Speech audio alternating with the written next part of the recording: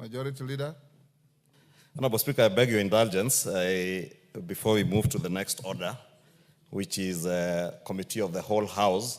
Honorable Speaker, as I indicated in the usual Thursday statement, we are considering one of the bills that we are considering is the Public Audit Amendment Bill, National Assembly Bill number 4 of 2024, in Committee of the Whole House. Honorable Speaker, this bill was published in January of 2024. And we considered in second reading, debated, and after debate, the only thing that has been pending is a Committee of the Whole House. Honorable Speaker, I wanted to give a statement regarding misinformation and a disinformation campaign on this particular bill, which was perpetuated by one of the media houses, and I think many members have seen it. The Public Audit Amendment Bill of 2024.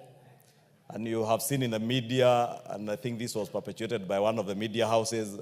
I don't know whether it was a fake story or a real story, because what was initially circulated had the banner of one of the media houses, and consequently picked up by the media, alleging that the National Assembly has drafted a bill that is taking away the powers of the Auditor General, following the pronouncements that the Auditor General had done in her normal audit reports, which are before this House and before committees of this House, Honorable Speaker. Honorable Speaker, when that happened, the usual characters on social media picked it up and spiraled it out of control, alleging very absurd things and very unconstitutional things that were being done by this bill. And I thought it was important that we set the record straight on the import of the Public Audit Amendment Bill of 2024, which, as I've said, was published in January of 2024, not January of 2025. Therefore, if anyone imagined, as they have been saying on social media, that this bill was targeting the Auditor General because of her recent report, it is very far from the truth. But it is this campaign of misinformation and disinformation, Honorable Speaker, that saw this House suffer immensely in terms of reputation and interference with our work that led up to the events of June 2025 because of a campaign, deliberate campaign of disinformation. Honorable Speaker, in this light, it is this light of sensationalized, inaccurate, false, misleading reports that the bill seeks to remove the Auditor General from office. And nothing could be further from the truth. Honorable Speaker, the Office of the Auditor General, as we all know, is an independent constitutional office whose tenure and independence is well protected in our Constitution under Article 229 of our Constitution. And that is why, even in my response on Twitter or on X, I told them there are certain unconstitutional things anyone cannot even fathom that can be done through an act of parliament like this. Honorable Speaker, the bill seeks to amend the Public Audit Cap 412B in order to align it with the Constitution following a declaration issued by the High Court in the case of Transparency International Kenya versus the Attorney General and two others of 2018, petition number 388 of 2016, the Transparency International Kenya case. That's sections 4.2, 8, 12, 17, 1, 18, 27, 40, 42, and 70 of the Public Audit Act, Cap 412B, are unconstitutional. And that is a court that ruled that. And therefore, all that this bill sought to do is to align, or rather to correct the unconstitutionality of what was found to have been unconstitutional in the bill that had been passed earlier in 2016 in the last parliament. In the Transparency International case, Transparency International TI Kenya, the petitioner filed a petition against the Attorney General and the Auditor General and the Africa Center for Open Governance, AFRICOG, as first and second interested parties, respectively. The petitioner challenged constitutionality, the constitutional validity of sections 4, 2, 7, 1G, 9, 12, 14, 17, 18, 18 subsection 3, and the entire part 3. That is section 25, 26, 27, sections 40, 42, 68, 70, and 72 of the Public Audit Act, Cap 412B. Justice Chacha Mwita held that sections 4.2, 8, 12, 17(1), 18, 27, 40, 42, and 70 of the Public Audit Act, Cap 412B, were inconsistent with and in contravention of the Constitution and were invalid. Honorable Speaker, this is the reason why we had this bill, so that we could align the Public Audit Act to the High Court declarations. I have looked at the Departmental Committee on Finance and National Planning's report that was tabled and its proposed amendments to the bill, and I have not seen anywhere of a proposal to remove the Auditor General as head of the National Audit Office. In any case, when the Auditor General, Honorable Speaker, appeared before the committee and she made representations before the Finance and National Planning Committee, she never indicated that the bill sought to remove her from her office. The committee report is publicly available and on the parliamentary website. And again, in my ex-post, I did indicate so that Kenyans may be appraised of accurate information regarding the business, either before the House or that is speculated to be before the House. Because I have also seen others speculating that there are bills touching on border borders in the National Assembly. And the bill that was proposed about border borders was proposed by the Senator for Kakamega in the Senate as a private member's bill.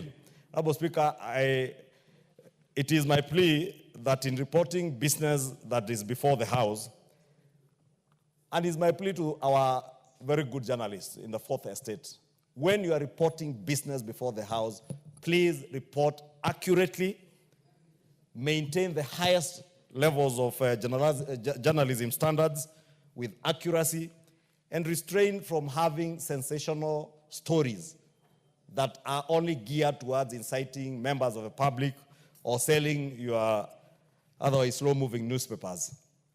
Honorable Speaker, I want to end my statement there, but again, to appeal to everybody, including Kenyans, and inform them that any business that is before this House, whether it is a motion, whether it is a bill, it is publicly available on our website.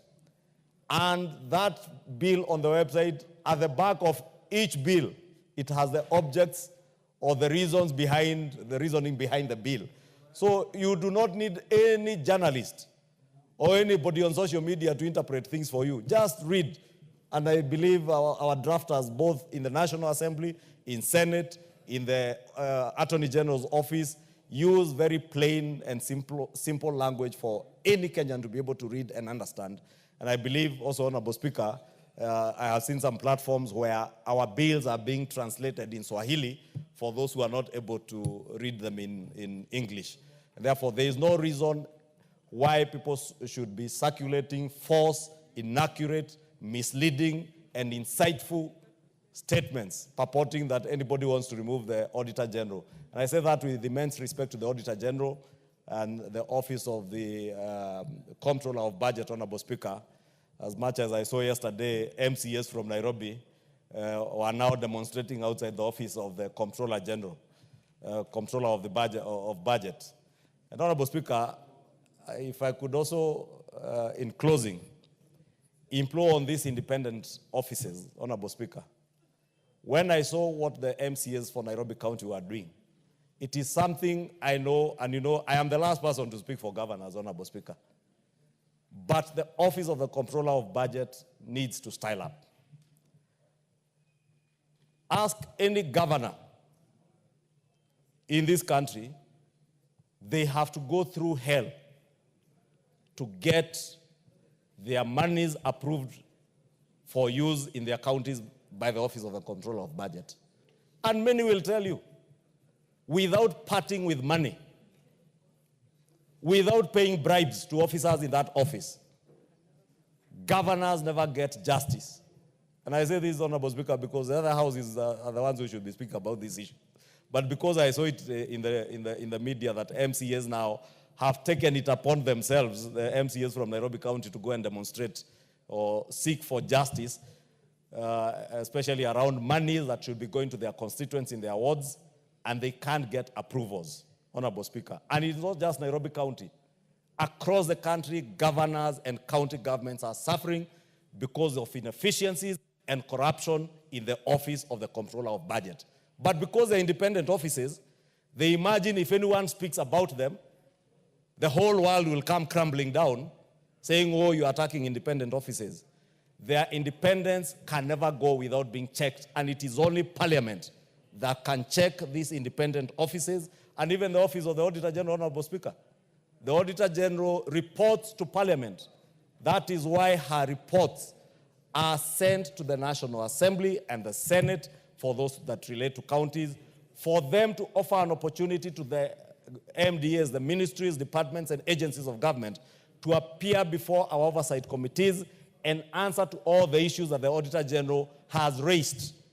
And therefore, when again people pick sensational issues that are in the Auditor General's report without paying any attention to the responses by the management of the MDAs, Honorable Speaker, then we run the risk of sensationalizing everything about the running of public offices in this country. And therefore, we must call for accountability even in these offices, Honorable Speaker. And I want to take the opportunity, even as we correct the misinformation, to call for accountability even within our independent constitutional office like that of the Comptroller of Budget. And I have said it, Honorable Speaker, and I am certain if our governors had the forum like I have here, they would tell you they are suffering. Speak to any governor, they will tell you they have to bribe officers in that office of the Comptroller of Budget to get their expenditures approved. And that's why you've seen MCAs really crying out on behalf of the people that they represent. Because MCAs are people's representatives like members of Parliament. They represent constituents who are waiting for drugs to get to hospitals in their wards, children who are waiting for bursaries. As much as, again, I hear there was something else to do with bursaries coming from the counties, Honorable Speaker. But we must speak for these people, because if we do not, Honorable Speaker, it then becomes fashionable in our sport to just talk about the sensational reporting that is out there, but nobody is holding to account these independent officers. But that is our mandate, and we must do it. Thank you, Honorable Speaker. Yes, Jonette. Mr. Speaker,